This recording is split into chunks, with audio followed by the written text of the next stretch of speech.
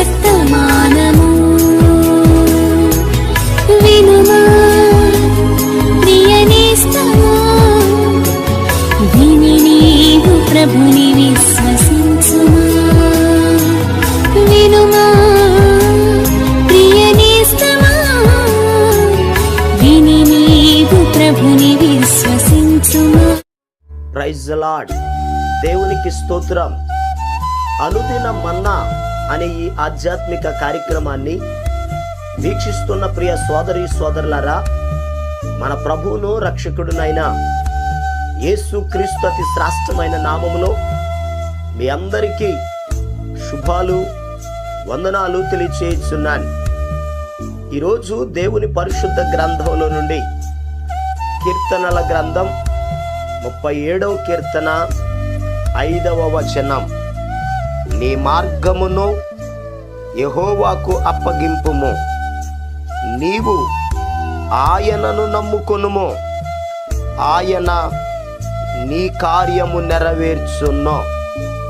ప్రభునందు ప్రియ దేవుని యొక్క బిడ్డలారా, దేవుని పరిశుద్ధ గ్రంథంలో భక్తుడు ప్రధాన గాయకుడైన దావీదు గారు ఈ 37వ అధ్యాయం 5వ వచనంలో ఒక అద్భుతమైన మాట ఇక్కడ కనబడుతూ ఉంది.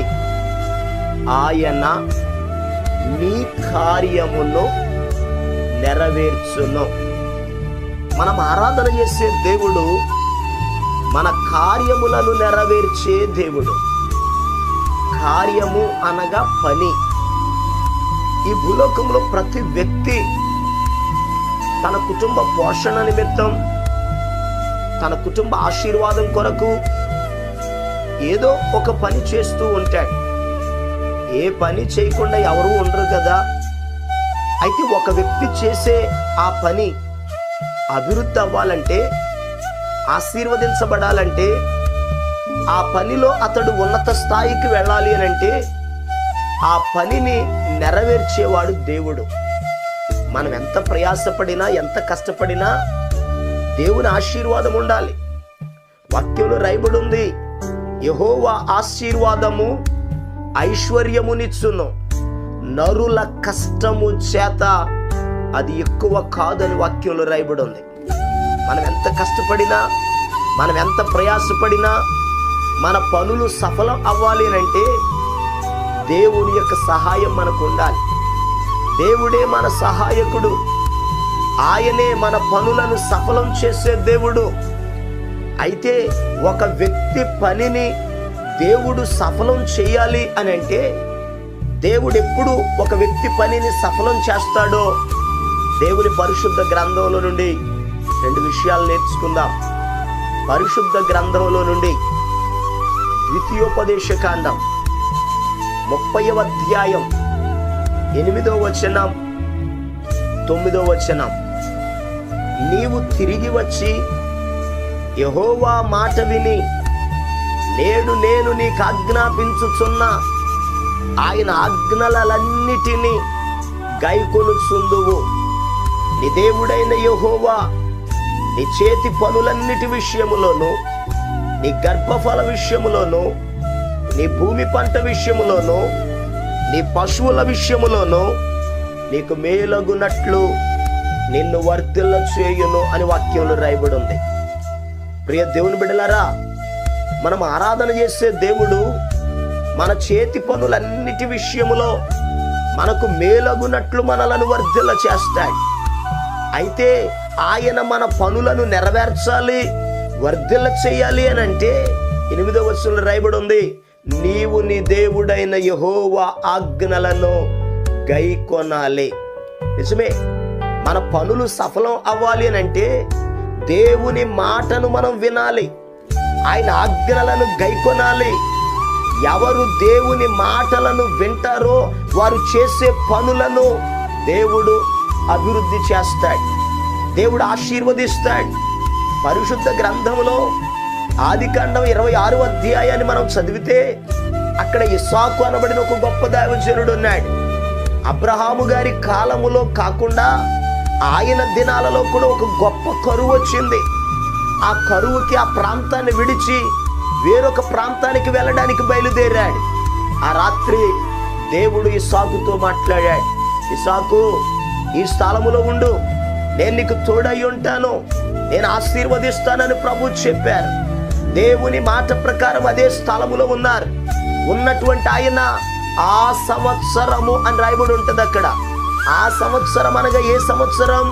కరువు వచ్చిన సంవత్సరం, ప్రజలు కరువుతో అలమటిస్తున్న సంవత్సరం. ఎన్ని పనులు చేసినా, వ్యవసాయం చేసినా ఫలాభివృద్ధి లేని ఆ సంవత్సరములో ఇస్సాకు దేవుని మాటను విని ఆ సంవత్సరము విత్తనము వేసి నూరంతల ఫలమును పొందెనని వాక్యంలో రాయబడి ఉంది. అతడు క్రమక్రమముగా అభివృద్ధి చెందెనని వాక్యంలో రాయబడి ఉంది. ఈరోజు ఈ మాటలు వింటున్న ప్రియ దేవుని బిడ్డలారా, మన జీవితంలో కూడా దేవుని మాటను వింటే, దేవునికి లోబడితే, ఏ స్థలములైతే కరువు వచ్చిందో, ఏ స్థలమైతే ఇబ్బంది కలిగిందో, ఏ స్థలములైతే మనం చేసిన పని, మనం చేసే వ్యాపారం, మనం చేసే వ్యవసాయం, మనం చేసే చెరువులు, ఏ స్థలములైతే నష్టము కలిగిందో, నష్టము కలిగిన చోట నూరంతల అభివృద్ధిని దేవుడు ఇవ్వబోతున్నాడు. ఈ మాటలు వింటున్న ప్రియ దేవుని బిడ్డలారా, ఒకవేళ నీ జీవితంలో కూడా అయ్యా నష్టం కలిగిందయ్యా, మేము ఎదరికి వెళ్ళలేకపోతున్నామని ఒకవేళ కృంగిపోయి ఉన్నావేమో, ఈరోజు దేవుడు నీతో మాట్లాడుతున్నాడు. దేవుని మాటను విను. ఎక్కడ నష్టం కలిగిందో అక్కడ నూరంతల అభివృద్ధి కలగబోతుంది. పరిశుద్ధ గ్రంథంలో దైవజనుడైన పేతురు గారు కూడా వల భుజాన్ని వేసుకుని వెళ్ళారు. రాత్రంతా వల విసిరాడు, ఒక్క చేప కూడా దొరకలేదు. అయితే ఉదయకాల సమయంలో యేసయ్య పేతురుని పిలిచారు. పేతురు, నీ దోణెను కొంచెము లోతునకు నడిపించి కుడి ప్రక్కన వల వేయి అని అన్నారు. అయితే ప్రియ దేవుని బిడ్డలారా, ఆ కుడి ప్రక్కన వల వేయలేదా? వేశాడు. లోతునకు వెళ్ళలేదా? వెళ్ళాడు. కానీ తాను వెళ్ళాడు, తాను వల వేశాడు, అక్కడ ఏ మాత్రం కూడా ఒక్క చేప కూడా దొరకలేదు. దొరకనటువంటి స్థలములో ఇప్పుడు దేవుని మాటను వింటున్నాడు, దేవుని మాటకు లోబడ్డాడు. వాక్యంలో రాయబడి ఉంది, సీమోను ఏలినవాడా, రాత్రంతయు మేము ప్రయాసపడితిమి గాని మాకేమీ దొరకలేదు, అయినన్నో నీ మాట చొప్పున వల వేస్తాను అని అన్నాడు. యేసయ్య మాట ప్రకారంగా వల వేశాడు. వాక్యంలో రాయబడి ఉంది, వల పిగిలిపోయి అన్ని చేపలు పడ్డాయి. దోణెలు తీసుకొచ్చారు. ఆ దోణెల్లో ఆ చేపలు వేస్తే 2 దోణెలు నిండాయట. ప్రియ దేవుని బిడ్డలారా, ఈరోజు చాలా జాగ్రత్తగా ఈ మాటలను గమనించండి. నీ పనులను కూడా దేవుడు నెరవేర్చాలంటే, సఫలం చెయ్యాలి అని అంటే మనం చేయాల్సిన పని దేవుని మాటను వినాలి. యెషయా గ్రంథం 26 అధ్యాయం 12వ వచనంలో రాయబడి ఉంది, యెహోవా నీవు మాకు సమాధానమును స్థిరపరచుదువు, నిజముగా నీవు మా పక్షమున ఉండి మా పనులన్నిటినీ సఫలపరిచెదవు. నిజమే ప్రియ దేవుని బిడ్డలారా, దేవుడు మన పక్షంగా ఉంటాడు. ఆయన మాటను మనం వింటే ఆయన మన పక్షముగా ఉండి మన పనులను నెరవేరుస్తాడు. 37వ కీర్తన 5వ వచనం ఉంది కదా, నీవు ఆయనను నమ్ముకొనుము, ఆయన నీ కార్యము నెరవేర్చును. ఈరోజు దేవుని మాటలను విందాం, దేవుని పక్షముగా నిలబడదాం, ఆయనను నమ్ముదాం, ప్రభు ఇచ్చే ఆశీర్వాదాలు, దీవెనలు పొందుకుందాం. దేవుడి మాటలను మన వెనుకలు ఆశీర్వదించును గాక. ఆమేన్. ప్రియ దేవుని బిడ్డలారా, మరి శ్రేష్టమైన సమయంలో దేవుడు ప్రత్యేకమైన రీతిలో మీరు చేసే పనులు, మీరు చేసే వ్యాపారం, వ్యవసాయం అది ఫలాభివృద్ధి చెందినట్లుగా మీ కొరకు నేను ప్రార్థన చేస్తాను.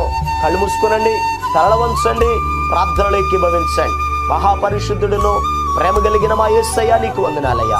ఈరోజు అయా నీ బిడ్డలతో నీవు ఒక అద్భుతమైన మాటను తెలియపరిచావు. నీ యొక్క పనులను నేను నెరవేరుస్తానని చెప్పావు. అయ్యా నువ్వు నెరవేర్చే దేవుడివి.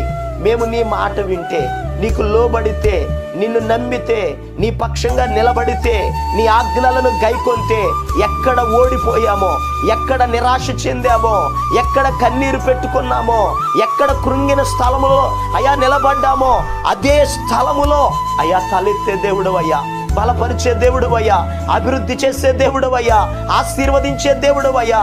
నీ బిడ్డలలో చాలా మంది అయ్యా వారి జీవితంలో వ్యాపార విషయంలో కానీ, వ్యవసాయ విషయంలో కానీ, అయా చెరువుల విషయంలో కానీ, ఉద్యోగ విషయంలో కానీ ఏ స్థలములైతే ఓడిపోయి ఉన్నారో, ఏ స్థలములైతే తలదించుకున్నారో, ఏ స్థలములైతే కృంగిన పరిస్థితులలో ఉన్నారో మరలా తల పైకెత్తమని ప్రార్థిస్తున్నాను అయ్యా. వారు తలెత్తుకునే వారిగా అయ్యా వారిని ఆశీర్వదించండి అయ్యా.